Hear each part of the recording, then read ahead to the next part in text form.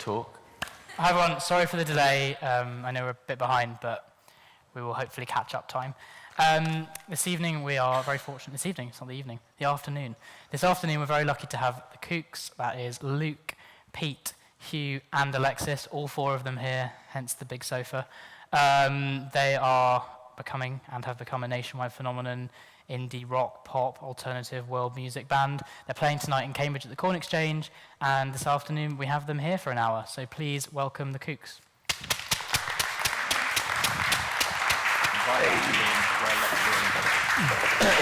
Hi guys.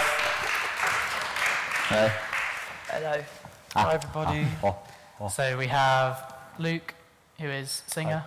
We have Hugh, who is guitarist. We have Alexis, who is drummer, and we have Pete, who is bass. Is that right? That's correct. Yes. Yeah, but like I said, it doesn't matter if you get that wrong because we all swap around anyway. Swap around. Who's the best singer apart from Luke? Ow. I'm pretty good. Really? Wow. They're all really good. Any falsetto, the low one's not very good.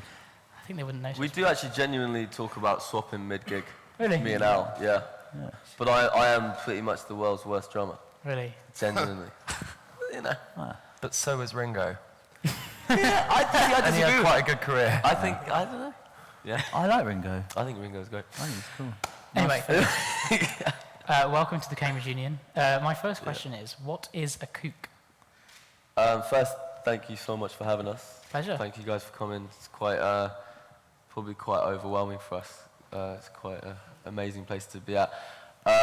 What is a kook? I mean, I actually didn't know that it was meant to be a bad surfer in Los Angeles. Apparently, that's the technical meaning of a kook. But traditionally, it would be kind of crazy, right? Cuckoo. It's like a Left of centre, politically minded person. But wasn't a kook something that would get sort of stuck in your ear the more time you spent in salt water? It was a kind of bacterious thing. I don't know. So if you were a surfer, right. a bad surfer, and then you would spend more time underwater than above it, and therefore you get these kooks in your ears from the salt water. But we're all fantastic surfers. It's safe to say. And how does that relate to music? It doesn't. Great. Well, the thing with names, I think, it's like they become the handle. But you know, when you're like 17 and you're thinking of a name, I think we definitely named the band after a David Bowie song, which is like a song we all liked, and it was actually like an ex-girlfriend of mine who even came up with the idea. Do you want some water? Yeah, pass it down. Yeah.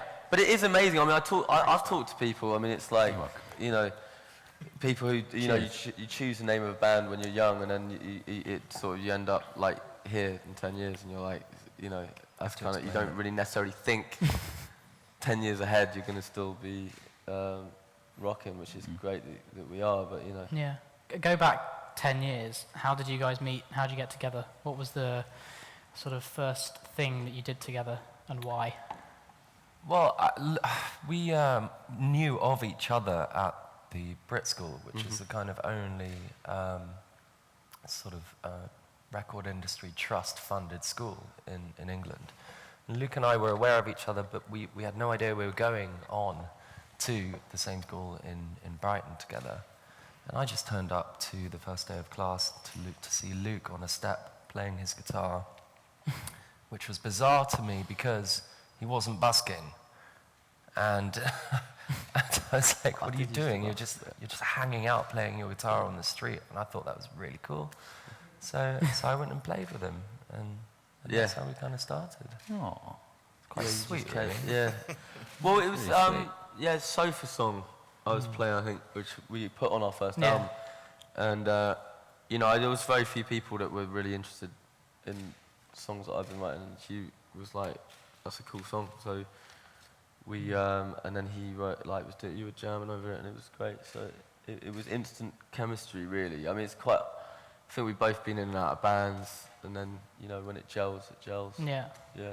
What was your inspiration back then, and has that changed for now? Or are you still inspired by the same kind of music, the same sort of artists? We've been through phases. I mean, I think we've been a band that every album, for better or for worse, we've done a different sounding record. Yeah. And for example, obviously, like the most obvious one is the last album, Listen, was we did with a hip hop producer, guy from the church, from gospel background. Wow. So we had a lot. If you haven't heard the record, it's got a lot of gospel singing. We were collaging, and you know, I think to begin with, it was 2 records that I really wanted to do, which was like Percussions by Serge Gainsbourg and Ethiopics from Arthur Stackgate, which is kind of random. And then that was you know, way beyond.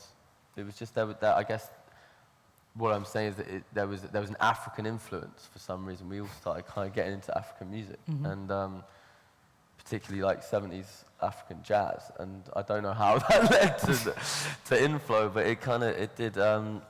But then there's always this. We're always at the heart of it. It's like we're a Britpop band, I think. Yeah. So it's the Kinks, you know. Of course, we're like a band we talk about a lot, and the Rolling Stones, and I think we still at the core of the band. I think we always have felt like we wanted to be a modern beat band, and so that hasn't really changed. I don't think, has it? No. I mean, still guitars. Is there any new style you really want to move into? No. I mean, there's no plan. Like when you're in this band, there never has been a plan for genre hopping or as being as gadabout as we have been. And the songs dictate the style of the music as well. Really. Yeah. And when you write the Totally. songs, sort of what's your structure? Do the ideas just come to you, or do you sit down and have to think hard about it? Do you suffer from writer's block, or are there 4 of you and you tend to come up with something? Actually, I got really quite bad writer's block on the 3rd album. Really? Particularly. But I never thought it really existed, but I think there's sometimes walls. But that's why it's good to get into different kinds of music and work with different producers and writers. I find that helps. Yeah, I mean, I think it's the creative thing is to keep your mind fresh. I would say, you know, I think, you know, always. I was talking about it upstairs. I think putting yourself in uncomfortable situations is very good for the creative mind. And in the end of the day, when you're trying to do what we do, when you're trying to, well, especially in terms of how I write songs, which is quite, you know, I'm always trying to make things as simple as possible. Sort of, you know, trying to put hopefully something that resonates and stuff, but it's like in a very simple way, that, like, you know, melody being the language and good hooks. And I think we always do that. I think with that kind of thing, you know, it's really important to just like constantly be not doing the same thing. So whether it's jumping on a different instrument or whether it's writing with different people, I think that's really good. And in terms of us guys together, I think, you know, especially recently, we've been doing more collaboration on writing, and I think that's it's collaboration is really good. And like I said, on the 3rd one, personally, I think I was so internal. I was doing a lot on my own at that point, wasn't I? Me and you were not really We weren't seeing eye to eye. vibing, and that was probably why. Absolutely, yeah. But I think that's a really healthy thing to keep the flow of creativity is by meeting other people and even having changes in. I mean, musicians are supposed to play with as many other musicians as possible. It is a reflective, bouncing art form. It's not. I mean, you can absorb and then regurgitate in your own way what you feel and kind of your antenna pick up from around you, but unless that's bounced back off someone in a band creatively, then it's going to be quite kind of one-dimensional. And so the more people you play with and write with, quite often the better the product. How much influence does your producer for each track have on the song? I mean, do they actually have any sort of writing input, or is it mostly just you tell them what to do and they make it sound different? They've been the last 2 albums. The producers have written quite a bit, and it's like such a new thing. I'm sure everyone, you guys probably mainly, you guys all music producers and stuff yourselves, right? And so the rise of the producer writer is so big time now, obviously, that it's kind of funny. It's almost like expected now. And I think we lived through that change where the first few albums, it was like, it would be much more like, okay, I'm going to make you sound good. Here's my like white lab coat, and I'm going to put some really cool reverb on your voice, and you know, and it was like that. And now that, I think there's, and it is, and then you get more involved in the production, and we've done that as well. So we all use so I think it definitely, like with Inflow, the guy who did the fourth album, Listen, that he really was like a fifth member almost. You know? Really? Yeah. I suppose more of a fun question for each of you.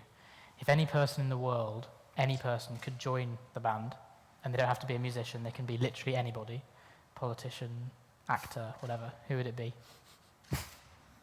Prince. Who? Prince. Prince. Oh, wow. Gonna put everybody out of a job, though, isn't it?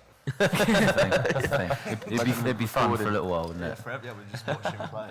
Yeah, we just sit there, wouldn't we? Hendrix, Yeah. Slide. Again. Yeah, Problems. the usual Easy suspects. now. You need to pick someone worse. Ronan Keating, maybe. And then we all get to keep our jobs. And Yeah, he seems like a nice lad, doesn't he? he It's does. probably Yeah. quite fun, yeah. Yeah, I'd feel pretty comfortable with that. Yeah, why not? Brian Eno would be a good one. David Byrne.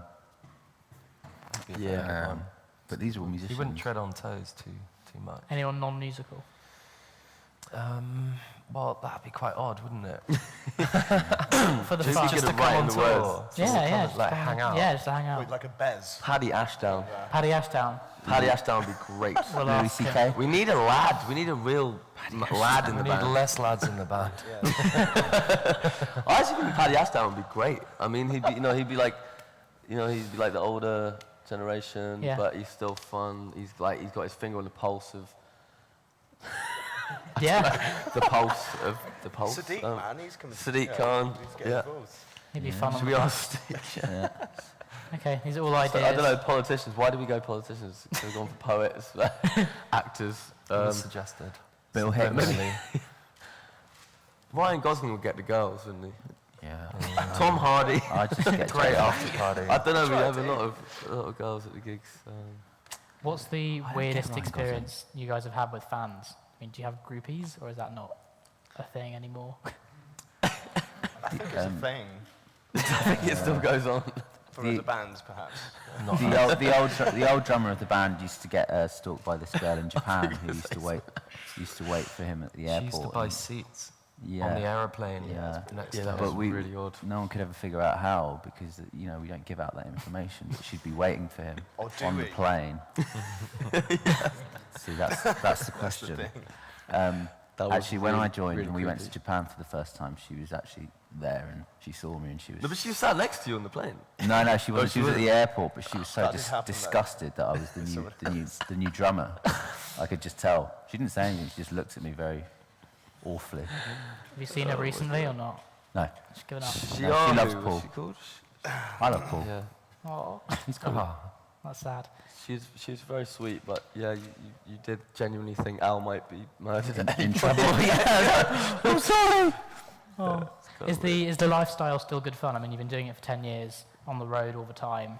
Is it still as fun as it used to be, or does it ever get boring? it's harder now. Really? It's a lot Why? harder now. Yeah, why? Because sleeping in a coffin-shaped bunk on a bus with 13 men was, for some reason, wicked when I was 19.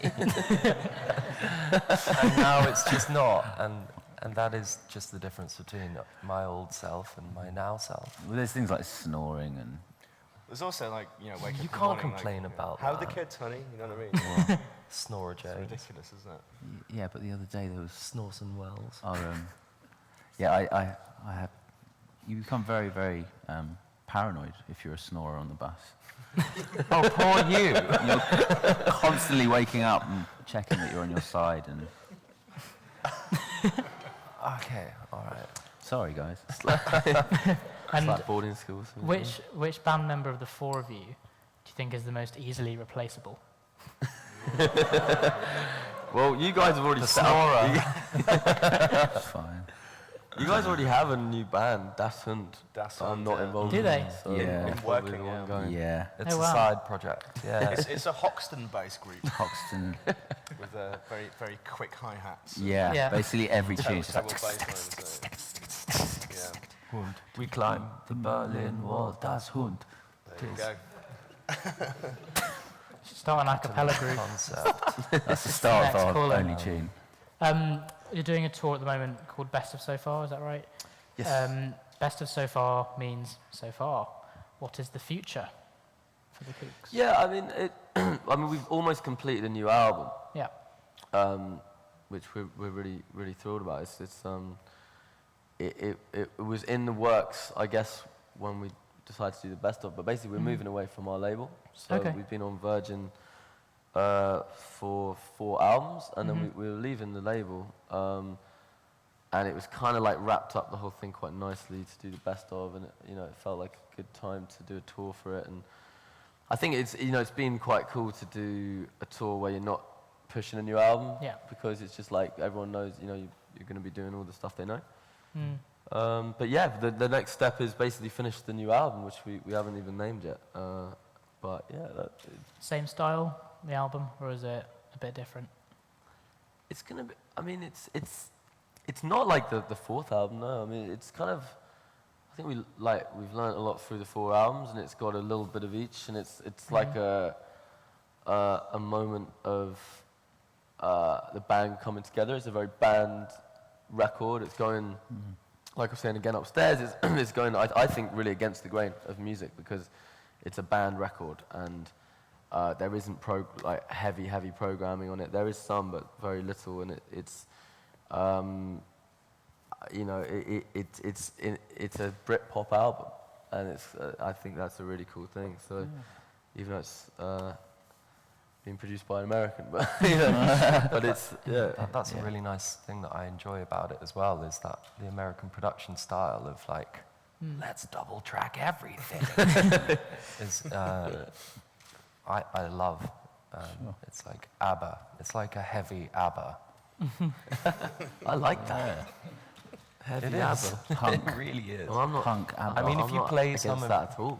Yeah. No, I it's mean, if you big. boil down some of your songs and some of ABBA's songs, Hubba hubba. they share a lot of the same DNA. I don't know Yeah, if you've yeah. ever done that. No. They're friends. They're cousins. Yeah, they're cousins. Yeah. Yeah. Kissing A bit cousins. like ABBA. Yeah.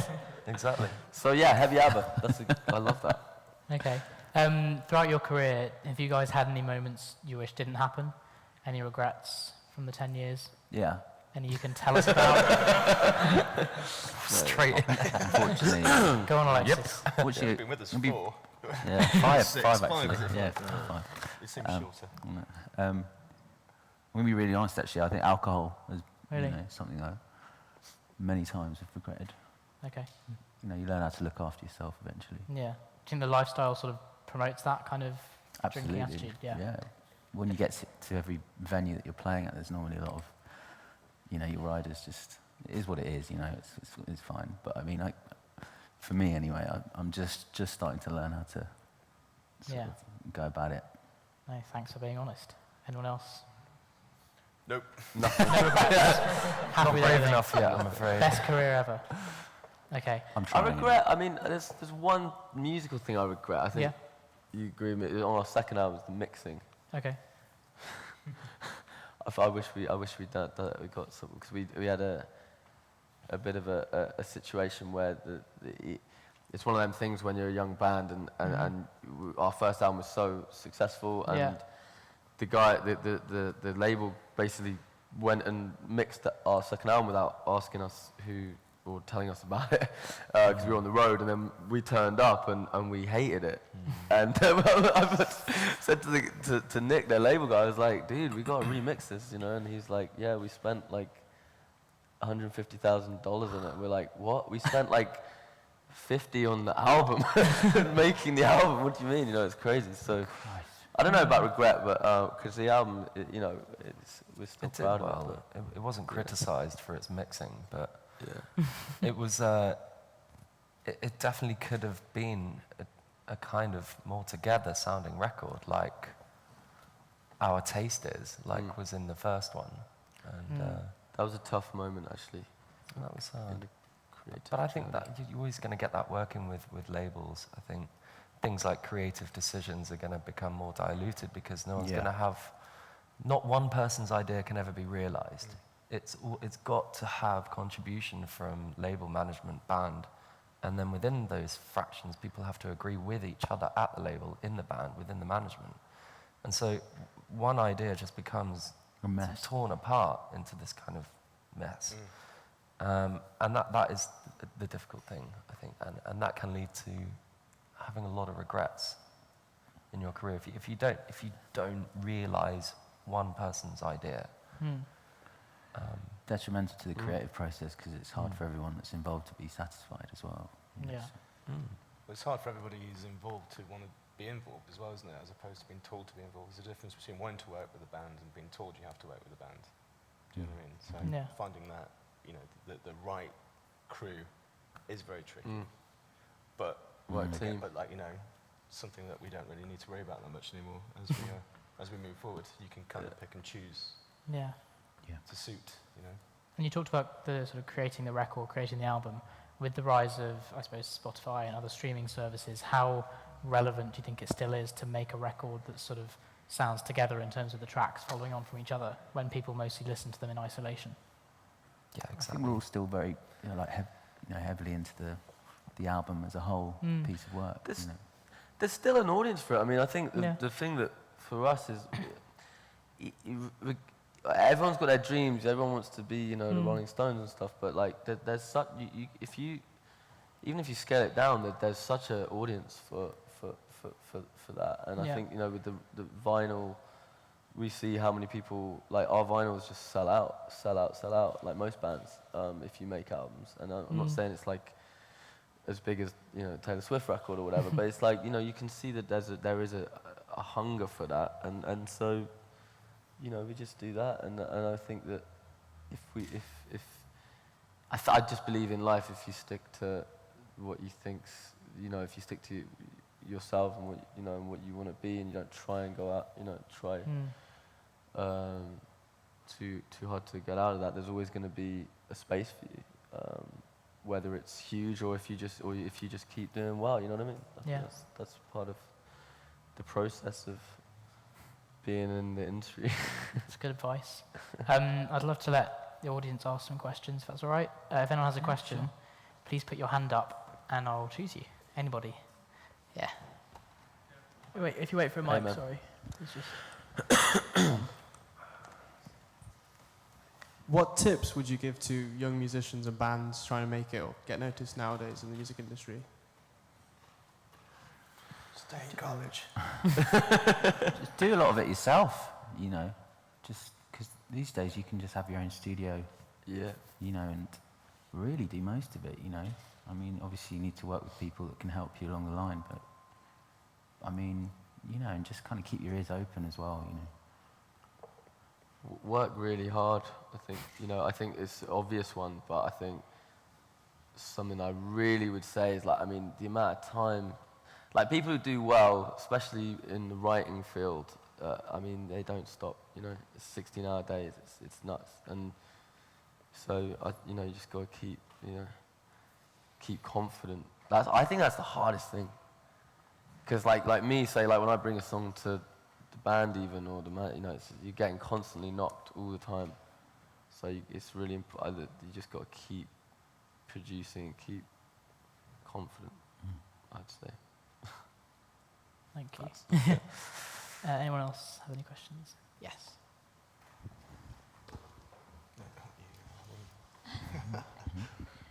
Hi. Do you have a favourite song and why? As in any song. I Well, can choose yeah. any song. You don't mean like You can choose any song. It doesn't have to be your song. Beach Boys, God Only Knows. And sorry, okay, can I have two? God, here we go. You can have I three. can do it all day. We are all day. How long have we got? 3-4 hours? You cool with that, right? Flamingos. I Only Have Eyes for You. What a tune. Ooh, Yeah, yes. right. Ooh. Yeah. Nice tune. Brings a tear to my eye. Can we all have two? Stevie Wonder, Summer Soft, recently, because I don't even know what I feel when I listen to it. It's a whole mixture of emotions. Like my eyes kind of start to water, but it's not because I'm sad or I'm happy. It's just this incredible emotion that I feel with a lot of Stevie Wonder songs. But that song has just got a lot of passion and it just resonates with me at the moment. Yeah. Are we going round? So, Do you want me to go? No. I have one, Paul Simon, Graceland, the song of Graceland, just because it occupies a space in songwriting and in recording that no other song has ever even come close to that I've ever heard in my life. And it is kind of a similar thing to you and your Stevie Wonder song. It does kind of just make you well up about something you're not quite sure about. Hello, is this all right? Are you welling up? Emotional. It gives you that, It's all right. it's that nostalgia. I find myself hunting nostalgia in my life constantly these days, and that song provides me with it. The good nostalgia stuff. They should bottle nostalgia.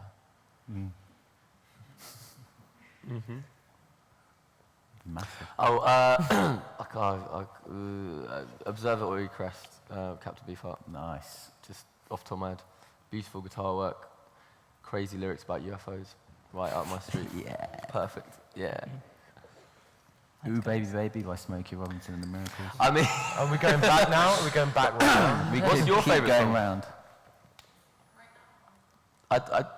You asked the question. I've been listening to you guys all day. You're all Oh, cool. What's your favourite song of ours? of yours. Oh dear. Oh no. Oh God. Actually doing this. Don't worry. What brings back nostalgia for me is Seaside. Oh. I mean, it's a classic. We're not playing that, are we? I don't think. I have childhood memories that associate with that song, so That's I'm cool. gonna say that. Makes us feel well old. Thank you, dear. Thank you. Very nice of you to say. Do you perform different sets every night? Different what? Sets.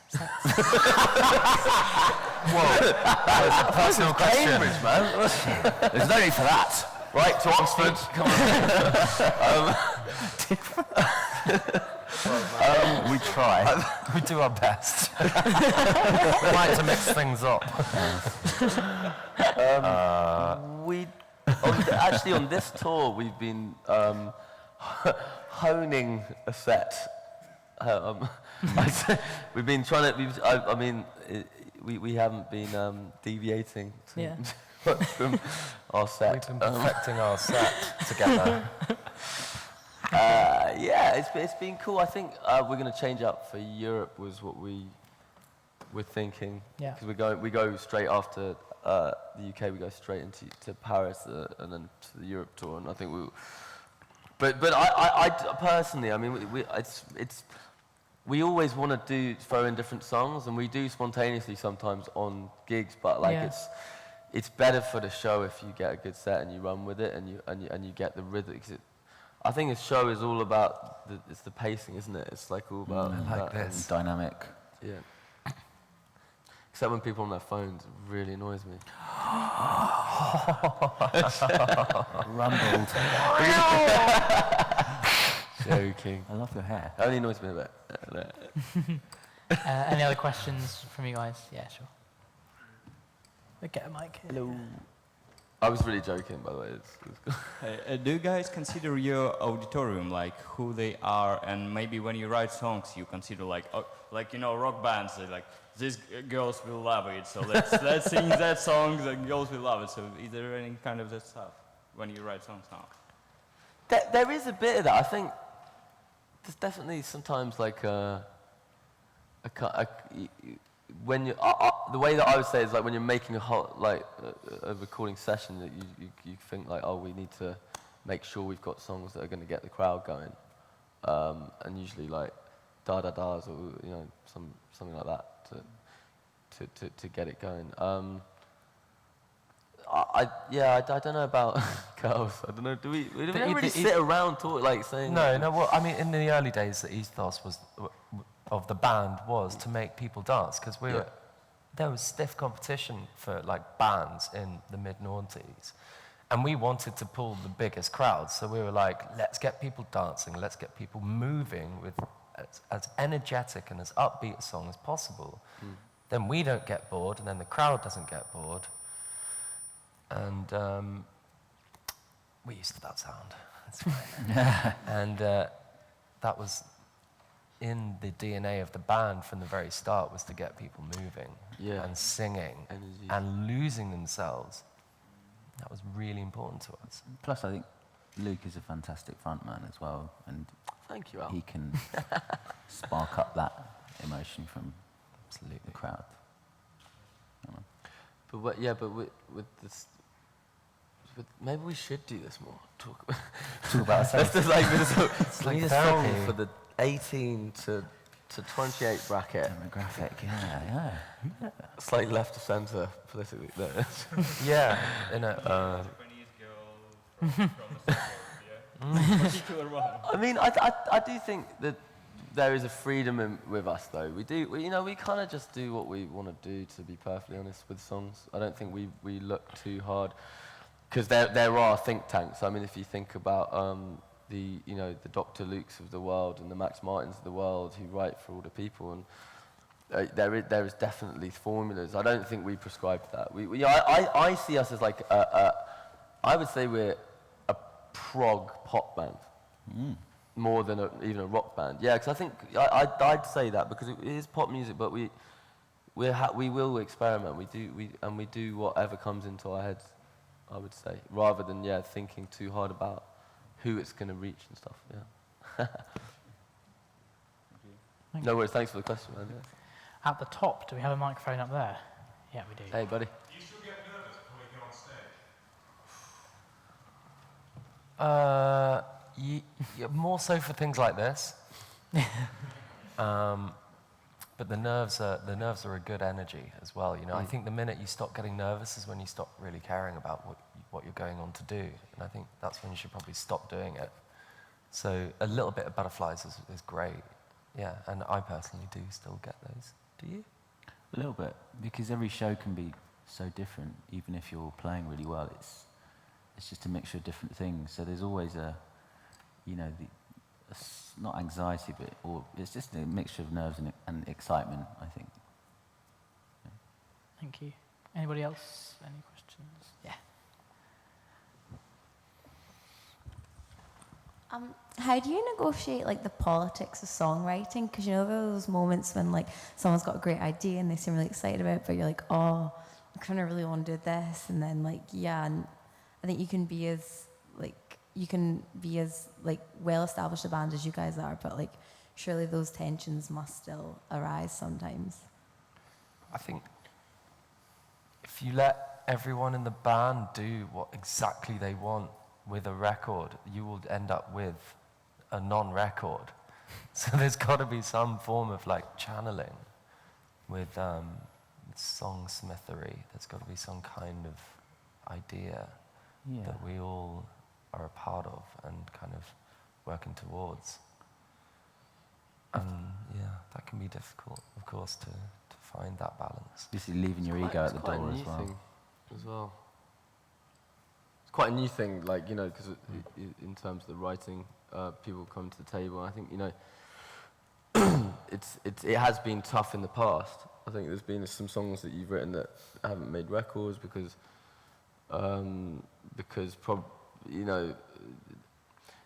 the way that we would produce in the studio and stuff, it'd be like, it shifts the whole thing. So if Hugh's written a song and I'm singing the song, I'll usually go to Hugh, I think you should sing the song.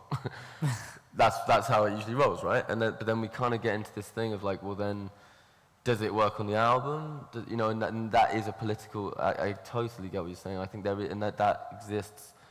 But that's the I think the kind of, sorry if I'm talking loads, but I just feel like that's like the holy grail of bands, is to try and find how you can make that kind of thing where everyone really contributes. And songwriting as well isn't the be-all and end-all in some ways. I think, there's so much arranging to be done, there's so much musicality to be brought to songs and stuff like that, where I think what we're getting to, I really think, is rather than, I want a song on the album because I want a song on the album, it's like, well, what am I bringing? What am I bringing to the table that is the best of this band, And I think that's something I personally learned from probably the other side of it, which isn't the songwriting, the other side, and going, I co-produced the fourth album, and then now I'm just going, do you know what? I'm just going to take a big step back from that, and you know, the guys are bringing in more musical stuff. I think, you know, it's a day. I don't know. Do you agree? It's like a day-to-day thing, isn't it? You have to cross chip boundaries. You have to cross boundaries to realize your strengths, and then you have to retreat from those boundaries, and that's just a constant kind of evolving land map of being in a band is crossing borders and having battles and retreating or not, or winning ground. It can be But very essentially- natural as well. We can just be in a room and then something very, very, you know, naturally can come about, and just be, you know, we'll have a song that we've all contributed, and it's just all worked out really, really quickly. But I mean, sometimes Luke can bring in like the core of what it is, and then we can work out the arrangement together. It changes really, but I think it's important to, you know, not to have an ego as well, just to be completely open. If your ideas get rejected, then it's fine, you know, you kind of move on. You make it work eventually. Once the room is open, it's like anyone can, that's the beauty. It's like, you know, that is cool. Like anyone can really, you know, contribute in that zone. But then it's the next bit that, you know, you just have to figure out like what songs go where and all that. Yeah. But it is good. Anybody else? Yes. Hey, so what experience or gig has defined yourself, like your time in the band so far? And will you ever play Hooray for Henry live? Wow. Oh, wow. Hooray for Henry. Yeah. We've never played that live. You're right. What was the first bit? Sorry, the gig. Is there a gig that's defined your experience in the band, like out of all the ones you've done? I mean, can you think of one? I mean, hard question. You know, for me, I remember, because obviously I met these guys like end of 2005, which, you know, it's quite a long time ago now, actually. Bit of an enemy. Do you know what I mean? Joke, by the way. But, you know, but seriously, I remember, you know, because I joined the boys a bit later, just before the first record. Well, I was playing with them just before the first record dropped. And going from, you know, a small venue supporting editors to like 50 people, to within 6 months, 15,000 people at Leeds and Reading. For me, that was pretty quick. Probably quite a lot different for you guys. Kind of, I cut out all the bullshit basically and got straight to the fun bit, so, you know, sorry about that. But it was, you know, I mean, personally for me, I was like, man, you know, it's pretty impressive. You know, That was quite a defining gig, actually. It was crazy. I think that's a good answer. You know, and it's quite a it's classically very quick defining as one as well, isn't it? Yeah. It was nuts. But I think that's, I think I speak for everyone, that was the moment where everybody walked on and going, the band has now broken through into, you know. That slot as well in the tent. Yeah. It's a really famous slot, like, you know, where you get almost underbilled, and we had that moment, and it was it was definitely where we all went. The crossover, wasn't it? It was serious stuff. It was a proper job then. I got kicked out of that gig. Do you remember? I genuinely, because I went in the crowd, and then they thought I was. Well, I mean, not that it's their fault. I was wearing like some Kooks t-shirt, but I was like. You know, they just thought I was in the crowd. So the guy's like, I'm in the back, and he dragged me around. And the thing was like, yeah, everyone's the singer, mate. Yeah, exactly. Really is. That stopped the gig for like 10 minutes. Yeah, amazing. Genius. Thanks. Anybody else got a question? Yeah, at the back. You. Yeah, you. So I wanted to ask about your peers, hello. Because that moment, like Reading and Leeds, 2006, did you say? And you talked about the stiff competition you had from loads of people. And loads of those bands 10 years on have kind of fallen by the wayside, don't exist anymore. Why do you guys think you've endured and a lot of them haven't? Yeah. What's the secret? That's a really good question. I think because it's a globally successful band. I think a lot of the bands that are in the UK doing well, Red Noughties, work solely you know, in the UK. Do you know what I mean? I don't know if you guys would agree. Yeah, I would agree. Zeda's like, big Yeah, we had bands, big but success they abroad. try and go to Germany, to France, to South America, and it's not. But why is that? Why did they not? I mean, I remember us going to Europe and treating it as a really important territory really early on. And our managers always talk about tactically that was a really good thing to do, to get German fans, do the kind of Das Club tour. Das Toilet Tour. Yeah. Die Toilet. Dirty, das. And that was really good for us. And we also did the same thing in La France and other countries. And so there was strategy there. There was a lot of strategy there. But also, he wrote some pretty fucking cool songs as well. That I think 11 years later, there's now another kind of waft of a new generation of kids that kind of we've surfed the second kind of thing. Do you know what I mean? Music goes in circles like that, cycles of circles of windmills. Someone stop me talking. No, carry on, man. I love it. And please carry on. so we've kind of ridden that second Wind. Yeah. The second wind. unicorn in the wave. The Guinness advert, But it's stamina as well, isn't it? I mean, we've had knocks. We've had like, not a steady relationship with the press. We've had a lot of. We went through a time where I feel like I don't know, just uncool, whatever you call it, and I think we just had stamina. I think we just never really, and because.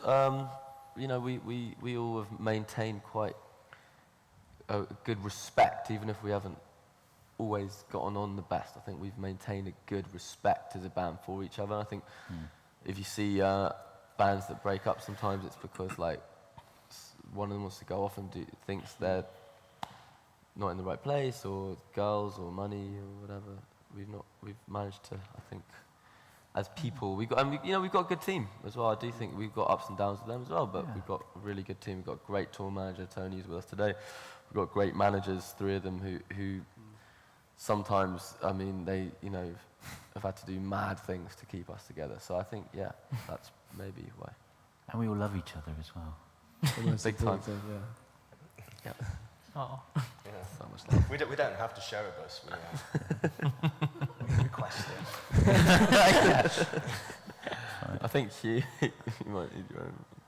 Yeah, sure. I'm okay with that. Sure. Let's hook it up. Sure. Oh, for sure. We just stay together, A lot of bands have split up since then as well. So, yeah, but we've also lost. We've had about 13 member changes in the band, so that's happened. Mainly drummers. God bless Al. Basically Al. Al coming in 5 years ago. Is it 5, 6 years ago? 5. 5 years ago, yeah. 5 now.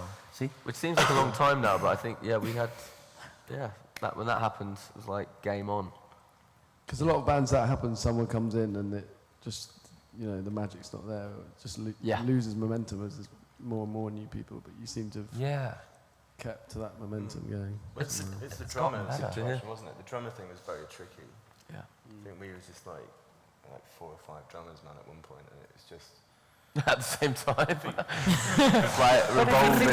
Triumph tonight. The thing is, not a lot of bands really find their kind of definitive lineup, and until about 5 years down the line. It's just that this band was it did well 4 months after it formed, and so we were never going to be, the final settled lineup of the band.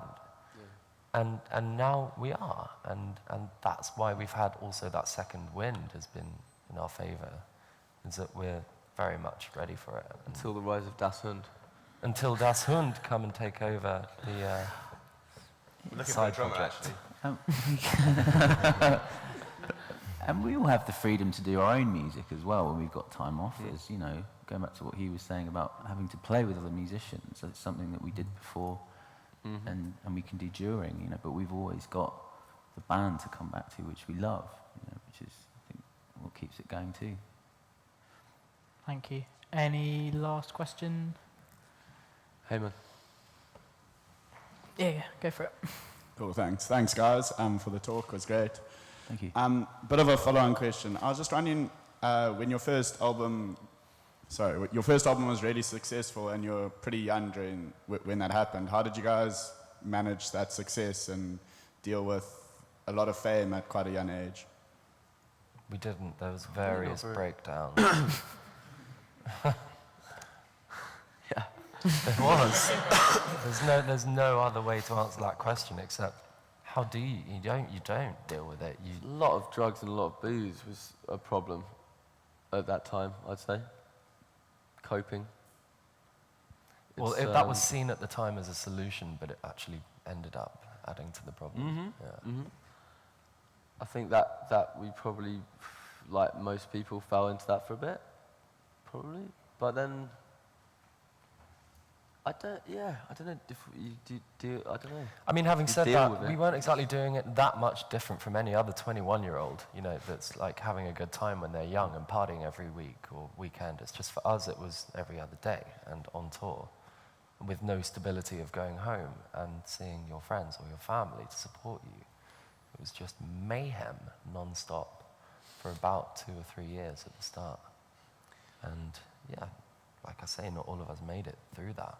So, I mean, it's good to. I mean, when I say that, by the way, I just mean like I think it's just the crutch. You know what I mean? I think that sometimes it's just like to get it's even a bit like what you like back in the day. You heard when people. I mean, we were doing such long days. I mean, and we've been a splitter van. So you're doing really well. Your album's like in the charts and stuff, but you're literally traveling all the time. You got no sleep. You're doing like morning radio show. You're like all that cliched stuff. So you just have to try and keep awake, to be honest with you, and keep like keep the energy levels up. And that's like alcohol and stuff like that. I think creeps in, and then it becomes a problem. But, yeah. Just to clarify. Sorry. Thank you. Yeah. Thanks. Does anyone else have any questions? Yes. Hey, I was just going to ask that, like, nowadays a lot of artists have gotten a bit of trouble for, like, borrowing a bit too heavily from other songs. Do you ever, like, write a song and you're like, oh, God, no, someone else already wrote that? Or, struggle with, like, plagiarism or anything like that? Yeah, it is interesting, that whole thing, the Marvin Gaye family, and then the Ed Sheeran one. I mean, we all talk about it. I think it's pretty ropey, that whole thing, like vibe stealing. It can happen without you even realising as well, which is. But you don't want to write a song and be.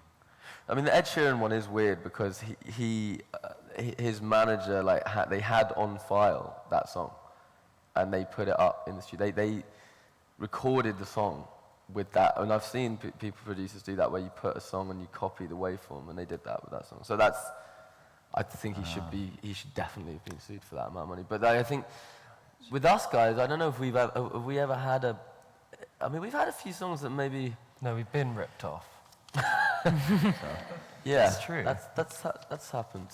But we do the thing is, it's like everyone takes from places. Yeah. Everyone does. If you say you don't, you're lying. It's just influence. How else do you get your ideas? But you just learn how to disguise your tracks. And if but you can't do that, then bloody hell. But it is a shame because you do. I mean, the Adam Levines and people like that. Who I mean, they're quite open about it.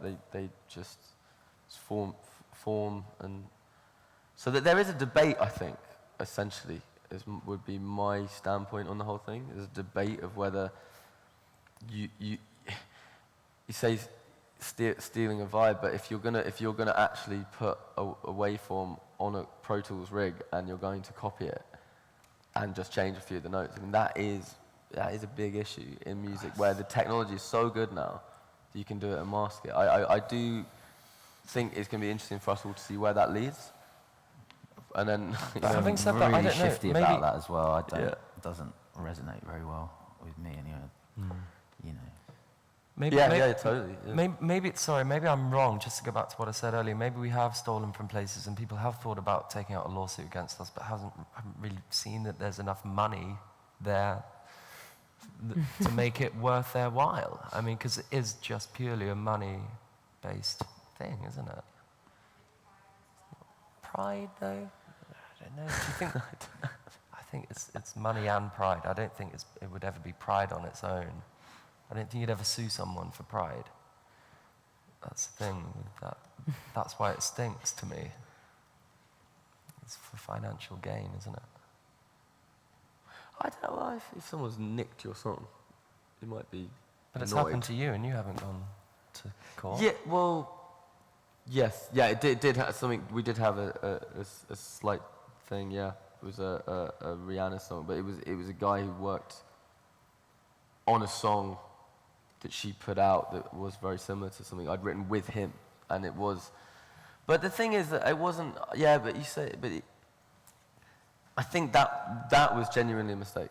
I think that was just like, you know, if you write 5 songs in a week, you might get similar stuff. I don't know. The guitar was pretty similar though. I was always like, is that the same guitar line? Like, really? Yeah, maybe I should have seen it. So yeah, I don't know. We're kind of going round in circles, I guess. A bit, yeah. But it is. That's my fault. It is just something that I think will be debated more with modern technology. I think the mix of that has changed stuff a lot. Like the Ed Sheeran one, again, same with that. Like, because the sessions, people are using the same files, even, you know, and the waveform patterns that's where it's getting more provable and things. But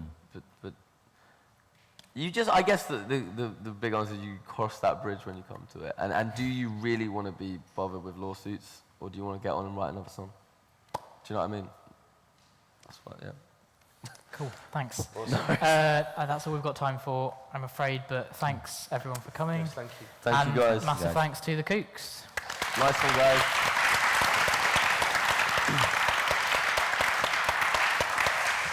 Cool. Nice one. Thank you, everyone.